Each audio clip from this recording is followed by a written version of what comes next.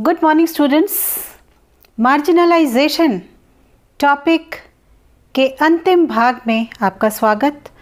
और आज हम बात करेंगे एक और वर्ग की जो कि बहुत महत्वपूर्ण वर्ग है और उनके लिए किस प्रकार की शिक्षा का प्रावधान हमारी भारत सरकार के द्वारा किया गया है। और वे वर्ग हैं handicapped and mentally retarded children और माइनॉरिटी, जो अल्पसंख्यक बच्चे हैं उनके लिए किस प्रकार की शिक्षा का प्रावधान हमारी गवर्नमेंट के द्वारा किया गया है। तो आज की इस वीडियो में हमारी जो डिस्कशन का टॉपिक है वो यही है। So let's dive into it. So students, जहाँ बात मंदबुद्धि एवं विकलांग बालकों की शिक्षा की आती है तो सबसे पहले हम ये जानने का प्रयास करते हैं कि विकलांग की कैटेगरी में किन को सम्मिलित किया गया है। तो शिक्षा के क्षेत्र में मानसिक रूप से मंदबुद्धि तथा शारीरिक रूप से अक्षम बालकों को विकलांग माना जाता है। और जो अक्षम बालक हैं उनमें गूंगे, बहरे, अंधे तथा लूले बच्चों को सम्मिलित किया गया है। इन विकलांग तथा मंदबुद्धि बालकों को शिक्षा समान बालकों की तरह नहीं दी जा सकती है, क्योंकि ये सामान्य बालकों से अलग होते हैं, मेन स्ट्रीम से थोड़ा अलग होते हैं, अतः इनकी शिक्षा व्यवस्था भी अलग ही होती है। और इस क्षेत्र में सरकार की सबसे पहली जो प्रयास था उसके लिए उन्होंने कार्य करने के लिए 1952 में भारतीय बाल कल्याण बोर्ड की स्थापना की। 1952 में भारतीय बाल कल्याण बोर्ड की स्थापना इसलिए की गई क्योंकि इसका मुख्य उद्देश्य विकलांग तथा मंदबुद्धि बालकों के लिए शैक्षिक एवं व्यावसायिक समस्या का अध्ययन करके समाधान प्रस्तुत करना था। इसके पश्चात 1963 में सरकार ने समाज कल्याण बोर्ड की स्थापना की। मीन्स 1963 में समाज कल्याण बोर्ड की एस्टेब्लिशमेंट हुआ और उससे पहले 1952 में भारतीय बाल कल्याण बोर्ड स्थापित हो चुका था और 1963 में समाज कल्याण बोर्ड एस्टैब्लिश हुआ।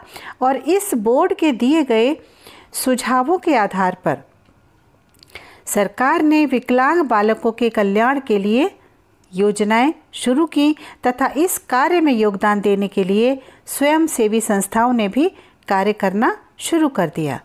लेकिन इस कार्यों की गति बहुत धीमी थी और भारतीय शिक्षा आयोग 1964 से 1966, भारतीय शिक्षा आयोग 1964-66 ने शैक्षिक अवसरों की समानता में विकलांग बालकों की शिक्षा की समुचित व्यवस्था करने पर बल दिया।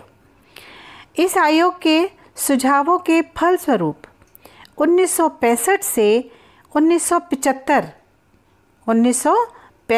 1975 के बीच विकलांग बालकों के लिए लगभग 60 विशेष विद्यालय स्थापित किए गए। So students, please get it noted that 1965 से 1975 के बीच में जो विकलांग बच्चे थे उनके लिए 60 विशेष विद्यालय स्थापित किए गए। नव केंद्रीय समाज कल्याण मंत्रालय ने 1981 में विकलांगों के क्षेत्र में कार्य करने वाली संस्थाओं के लिए 3 योजनाओं की घोषणा की। केंद्रीय समाज कल्याण मंत्रालय ने 1981 में विकलांगों के क्षेत्र में कार्य करने वाली संस्थाओं के लिए 3 योजनाओं की घोषणा की। और वो 3 योजनाएं कौन सी थीं? नंबर फर्स्ट, शारीरिक पुनर्वास एवं सहायक उपकरणों के लिए आर्थिक सहायता दी जाए। मीन्स ये सबसे पहली घोषणा थी कि शारीरिक पुनर्वास और सहायक उपकरणों के लिए financial help to be granted. Second थी विकलांगता को रोकने तथा उनके शिक्षण एवं प्रशिक्षण के लिए अनुदान की व्यवस्था की जाए, मीन्स ग्रांट्स। विकलांग बच्चों के लिए उनके पढ़ने और उनके प्रशिक्षण के लिए वो ग्रांट्स की व्यवस्था की जाए। ये सेकंड घोषणा थी। और नंबर 3 था कक्षा 9 से परास्नातक तक की शिक्षा के लिए छात्रवृत्तियों की व्यवस्था की जाए। छात्रवृत्तियों मीन्स स्कॉलरशिप की व्यवस्था की जाए 9th क्लास से परास्नातक तक।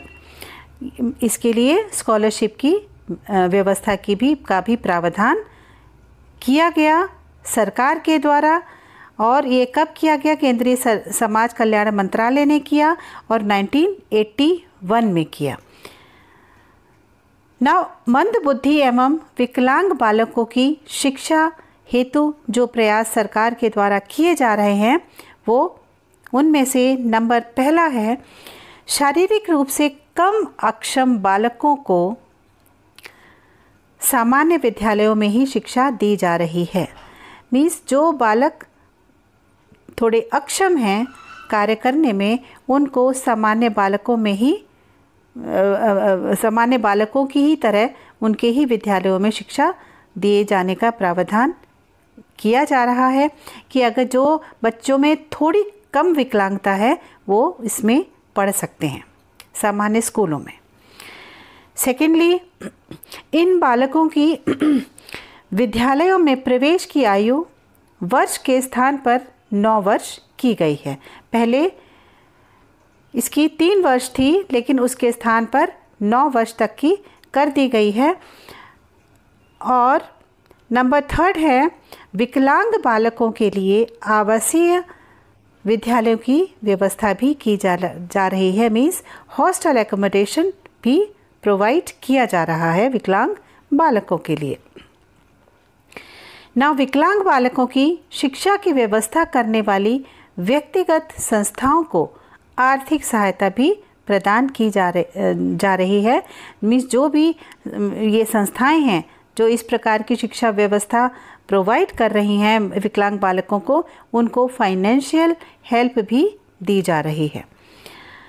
देन इन विद्यालयों में शिक्षण करने वाले शिक्षकों के लिए विशेष शिक्षण प्रशिक्षण विद्यालय खोले जा रहे हैं। मीन्स जो शिक्षक इन विद्यालयों में जहाँ पर विकलांग बालक पढ़ रहे हैं उन शिक्षकों के लिए कुछ ट्रेनिंग भी सेंटर्स खोले जा रहे हैं और ये चीज़ उनके लिए बेहतरी के लिए है, जिससे कि वे जान पाएँ कि विकलांग बालकों को पढ़ाने के लिए उनको जो भी मतलब जिस चीज़ों की ज़रूरत होती है वो उस तरीके से जिस तरीके की ज़रूरत होती है उन तरीक़ों से वो पढ़ा सकें। केंद्रीय विकलांग संस्थानों में विकलांग बालकों की शिक्षा के क्षेत्र में शोध कार्य की उचित व्यवस्था की गई। मीन्स रिसर्च वर्क्स, मतलब केंद्रीय विकलांग संस्थानों में जो विकलांग बालक हैं उनकी शिक्षा के क्षेत्र में रिसर्च वर्क्स के लिए भी उचित व्यवस्था की गई है। Now let us talk about the education for minorities children. अल्पसंख्यक बालकों की शिक्षा। भारत में विभिन्न समुदायों के लोग निवास करते हैं। धर्म और भाषा के आधार पर कुछ वर्गों को अल्पसंख्यक समुदाय घोषित कर दिया गया है और इसमें जैन, मुस्लिम, ईसाई व बौद्ध आदि आते हैं। इनमें से शिक्षा की दृष्टि से जैन, ईसाई व बौद्ध पिछड़े हुए नहीं हैं, लेकिन अल्पसंख्यक वर्गों को जो सुविधाएं प्रदान की गई हैं वे सभी अल्पसंख्यकों को समान रूप से दी गई हैं। भारतीय संविधान में अल्पसंख्यकों की शिक्षा के संबंध में निम्न प्रावधान दिए गए हैं। धारा 29 में राज्य सरकार द्वारा संचालित तथा सहायता प्राप्त किसी भी शिक्षा संस्था में धर्म, प्रजाति, जाति, भाषा के आधार पर या इनमें से किसी एक आधार पर किसी नागरिक को प्रवेश देने से इनकार नहीं किया जाएगा। मीन्स धारा 29 में ये कहा गया है कि राज्य सरकार द्वारा संचालित अथवा सहायता प्राप्त किसी भी शिक्षा संस्था में धर्म के आधार पर, भाषा के आधार पर या जाति के आधार पर किसी भी एक आधार पर किसी नागरिक को प्रवेश देने से इनकार नहीं किया जाएगा, मीन्स सबको प्रवेश दिया जाएगा। धारा 30 में सभी अल्पसंख्यकों को, चाहे उनका आधार धर्म हो या भाषा, अपनी पसंद की शिक्षा संस्था स्थापित करने या उनके प्रशासन का अधिकार होगा। ये सभी अल्पसंख्यकों को, जितने भी माइनॉरिटी के बच्चे हैं, उनको उनके आधार, बेशक वो धर्म हो या भाषा हो या अपनी पसंद की शिक्षा स्थापित करने का जो या उसका एडमिनिस्ट्रेशन करने का अधिकार उनका अपना होगा, वो लोग सभी इस चीज़ को कर पाएंगे। धारा 30 में 30 के फर्स्ट पहले उसमें और धारा 30 के सेकंड में राज्य शिक्षा संस्थाओं को सहायता देते समय इस आधार पर भेदभाव नहीं रखेगा कि वह किसी अल्पसंख्यक की संस्था है, चाहे उसका आधार धर्म हो या भाषा।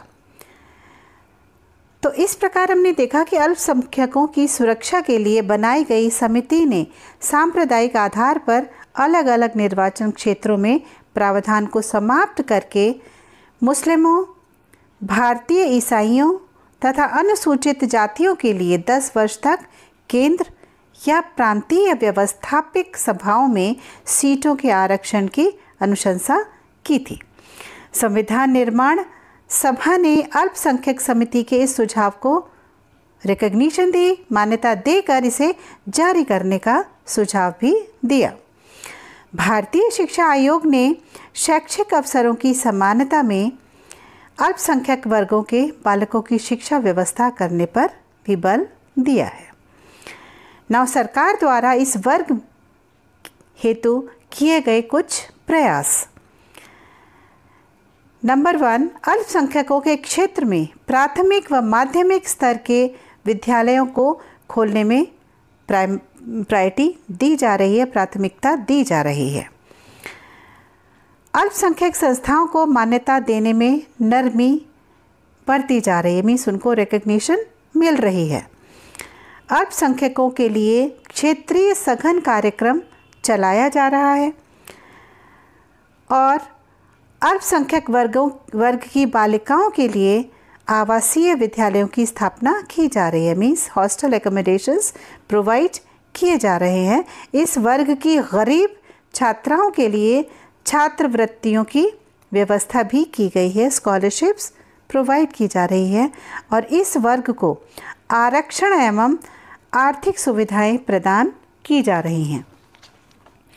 तो हमने ये देखा कि आज के प्रेजेंट सिनेरियो में marginalisation refers to the act of treating a person or group as though they are insignificant by isolating and or disempowering them. The term marginalized describes the person or group that is being treated insignificantly, pushed to the margins of the society and rendered powerless. और ये सीमांतीकरण जिसका कि एक direct असर इस group के ऊपर जाता है और वो इस चीज़ को फील करता है कि वह औरों से अलग है। इसी दिशा में भारत सरकार के द्वारा जो एजुकेशन है for SC and ST categories एक प्रायोरिटी बन गई है with constitutional provisions and various schemes have been made aiming to promote their educational and economic interests, including reservations in education and employment. So students, आज की इस video में बस इतना ही और इसके साथ ही हमारा ये विषय जो भारत में सीमांतीकरण की क्या स्थिति है और विभिन्न वर्गों की शिक्षा के बारे में हमने आज की इस वीडियो में चर्चा की। अगली वीडियो में हम बात करेंगे कुछ मल्टीपल चॉइस क्वेश्चंस की। तब तक के लिए गुड बाय, थैंक यू।